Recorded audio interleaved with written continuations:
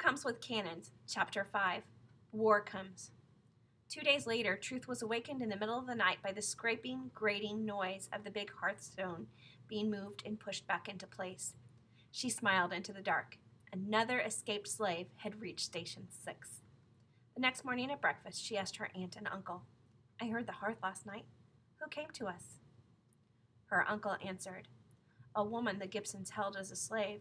She'd been whipped badly. She left here before dawn with Robert. He is upstairs sleeping. I guess they did not hear him come in. The woman was a house slave, not a field hand, so her absence will be noticed quickly. But she is far away by now. Eat and get thee to school. If the Gibsons come here, we shall deal with them. Thee need not be here." "I will stay if thee wants me to." Her aunt smiled. "We know that, but we have no need of thee." On her way to the path to her school, Truth was met by 4 Gibsons on horseback, the heavy-bodied, gray-bearded father and 3 of his big, tow-headed, pale-eyed sons. Perry was not with him. She reckoned he'd gone to school. They reined in just ahead of the great boulder pile in the pasture. Sam Gibson, a red-faced man in a long black coat, asked her harshly, "Quaker gal, have you seen a black female of 30 or anywhere around here?" "No, sir, I have not." That was no lie. Truth had not seen her. He scowled. "I can't see your face in that bonnet, so I can't tell if you're lying. That slave's called Abigail, and she has run away from me. She needs another whipping. One she'll never forget. We think she came here to the Bardwells. A man we know named Field says you all run a station on the Underground Railroad." Truth hesitated and then said, "Mr. Fields came to my uncle's place hunting a poor black man who had got away from him. I was there when he came. He had dogs with him. They searched all over, but didn't find anyone." Again, this was no lie. One of the Gibson boys, who had a pug nose and a checked coat, snorted. "That's 'cause he was hidden away real good. Pa, there ain't no use talking to this gal. I bet she don't know much anyway, because she's so new here. She even talks Yankee-like. Folks running that railroad probably wouldn't let her in on it." Sam Gibson grunted. "We can't beat it out of her, even if she does know. She's a gal. Maybe you got it right, Hank. We'll look around some on the roads. Then we can double back and have a talk with these here Bardwells. Friends, they call themselves," he laughed. "Fine friends they are to the South. Slave stealers." It was on the tip of Truth's tongue to say, "That's better than being slave catchers." But she held in the words. Another of the Gibson boys pointed to the boulder heap on the Bardwell property. "Your uncle ain't much of a farmer to keep that pile of rocks around. He could be farming the land under it. It ain't doing him no good there. Ain't that right, Lockwood?" "We're wasting time, boys," said the elder Gibson. "The longer we sit here and talk, the farther away Abigail gets. She's fleet of foot. She cost me a pretty penny when I bought her. Let's get going." Without another word, he set spurs to his large sorrel horse and started off, followed by his sons. Biting her lip, Truth continued on her way to school. So they thought she was of too little consequence to know what went on. Well, let them think that. It was safer that way, wasn't it? Besides, pretty soon it would be just old Mr. Gibson, Perry, and their slaves at the Gibson place. The 3 big sons would go into the Confederate Army. Aunt Elizabeth had said that Mrs. Gibson had died last year, probably worn out from serving the Gibson men. It was hard to feel sorry for Perry and his pa, they were so spiteful. Abigail had probably been the one to keep house for all of them. She had most likely been overworked and whipped plenty at their place. Truth smiled in the depths of her bonnet as she went on to the path to school. Wouldn't it be fine if all their slaves ran away? With April came the spring plowing. Truth went into the fields to watch the plowshare drawn by the horses turn the dark earth. She'd always enjoyed watching this in Indiana, but seeing it now made her think of her father. Why hadn't Pa written? She'd written to him every week without fail. While the Bardwell men planted 20 acres of corn and 15 of oats, Truth and her aunt planted a vegetable garden behind the house in the fenced-off area safe from the chickens. This was work Truth enjoyed. She loved to see the tiny green seedlings rise up out of the ground. She took over the chore of mixing the swill for the hogs and putting it into their troughs. She knew to keep well away from the 3 sows and their spring litters of wiggling little piglets. Sows had uncertain tempers as well as sharp teeth. The letter Truth had been waiting for came in mid-May. Todd brought it from Goldsboro. To her surprise, the The address was not in her father's handwriting, though the letter had come from California. Opening the envelope, she saw the letter was from one of the doctors at the sanatorium. It said, "My dear Miss Hopkins, I regret to inform you that your father has passed away. It was a peaceful passing. He had given us your address and asked that I must write to you when I must. He knew it was to happen. I am most sorry to tell you this. If it comforts you, he did not complain of any pain, and he seemed to feel that you were in safe hands with your mother's people in North Carolina. The prospect of a civil war alarmed him, as it does all of us. However, he knew he had no other place to send you. He is buried here in our cemetery. His grave will be well tended, I assure you. I enclose a lock of his hair for you. He said you might want it. Your father spoke often of you and called you a brave girl. He thought very highly of you.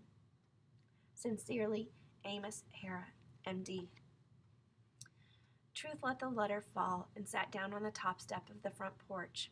She stared at the lock of light brown hair until her aunt came out the front door. Silent tears flowed down Truth's cheeks. "Todd tells me he brought thee a letter from California. I see from thy face it is bad news. Come here now, my dear child."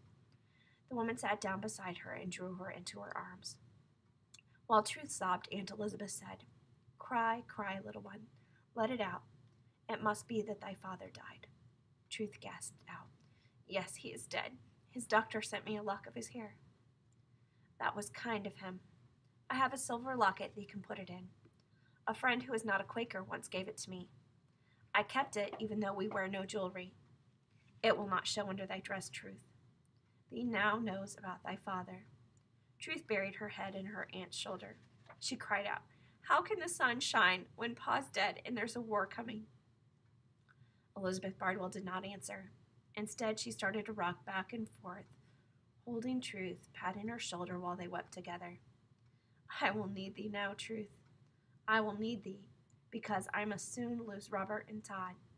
Thee shall be all I have, and doubly precious to me." A few days later, North Carolina seceded, joining the Confederacy on May 20th. Truth heard the news at school when a rider pelted past the schoolhouse shouting, "The state seceded! North Carolina left the confounded Union!" Mr. Hartling's classroom erupted with noise. Perry Gibson jumped atop his desk and jigged. Other boys copied him until the teacher shouted at them to sit down. Then, knowing that nothing would be learned that day, he dismissed school, although the other students were only too happy to leave. Truth, Lydia, and Martha stayed behind to talk to Mr. Hartling. Lydia asked, "What will happen next?" He told her somberly, "The state militia will become soldiers for the Confederacy. At first, the army will be all volunteers. Then, if the war lasts, there will probably be conscription." "What's that?" asked Martha sharply. "Able-bodied men will be forced into the army. That may take a while to happen, though." Mr. Hartling looked out the window. "I'll stay here until then." Truth asked, "Will they try to take friends, too?" "Oh, yes, I'm sure they'll want all young and strong men. The Bardwells know that very well." He glanced at the black band on her right sleeve and added, "You've had a lot to bear lately, Truth, with the death of your father. Maybe you should have stayed in Indiana. That state will stay in the Union." Lydia told him, "My pa says the Union will probably want Quaker men, too." "I'm afraid that's a fact." Martha's face was drawn tense as she turned to Truth and asked, "What will your cousins do? What will happen to Todd and Robert?" Her voice lowered as she spoke Robert's name. Truth told her softly, "I think they decided that some time ago. First of all, I think Todd will marry Lucy Coxey. Robert has no true love that I know of." She managed a smile for Martha. The first day meeting the following week was one of the most thrilling Truth had ever attended. Many friends stood up and spoke, and afterward Todd and Lucy were wed. Truth watched Todd in his dark suit and broad-brimmed hat come to sit with the Bardwells. Then he and Lucy in her gray-green dress and black silk bonnet stood up before all. Todd put a plain gold ring on Lucy's finger, and after that, the couple remained standing while all the people in the meeting house signed their wedding document one by one.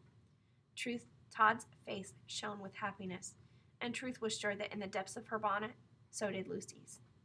Truth sighed as she added her name. She knew that Todd and Lucy would have almost no time together. Todd would have to flee, and so would Robert, and very soon. The summer reaping of the oats would have to be done by their father alone, or with the aid of other Quakers. No Confederate farmer would help him. Truth awoke to wild shouting Monday night and sat up in bed in terror. A glance through her window showed her the road filled with horsemen carrying lighted torches. This time it wasn't just the Gibson men. A dozen or so others, strangers to her, were with them. She caught the shout of one loud-voiced rider. "We come for you, Quake and Quaker cowards. We're militia. Tomorrow we're all joining the Confederate Army. Come on out and join us." She heard her uncle's reply. "We'll do no such thing." "You want us to burn you out here and now?" bellowed Hank Gibson. Truth watched in horror as he raised his torch high and shook it to make sparks fall. "We could set fire to your barn. We hear Todd just got married. Tell him to fetch out the bride so we can give her a hug and a kiss." Matthew Bardwell's voice rose over the clamor. "My son and his wife are not here in this house, I'm happy to say." "Then fetch out your old woman and the young gal you got, the pretty one with the yellow hair. We'll kiss them instead. We don't care if they come out in their nightgowns, just so long as they don't wear them big black bonnets of theirs." Anger flooded Truth. She flung open the window and leaned out and shrieked, "Here I am! Thee can have a look at me. Does it please thee to wake us up at midnight? Is this how Southern men treat women? I'm not wearing a bonnet. Now go away. I am ashamed of thee." Another Gibson boy, Lockwood, yelled, "We could come up, missy, and haul you down and spank you." Sam Gibson's voice thundered out, "That ain't the way Southern men treat women, and you know it, son. You gotta look at her. Bardwell says Todd and the Coxey gal ain't here. We'll never find them. It'll be like looking for the slaves like Fields done. Wasting our time. We got other places to go tonight. I warn you though, Quaker, next time we might come with a pot of hot tar and some feathers. Let's go, men." Truth drew back and peeped from behind the curtain. She saw him rein his bay about and start north along the road. The others followed. A moment later, her aunt was there to hold her.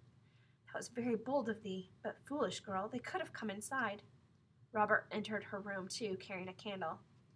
He said, "I don't know how they knew what to say, but they said just the right thing to make them go away."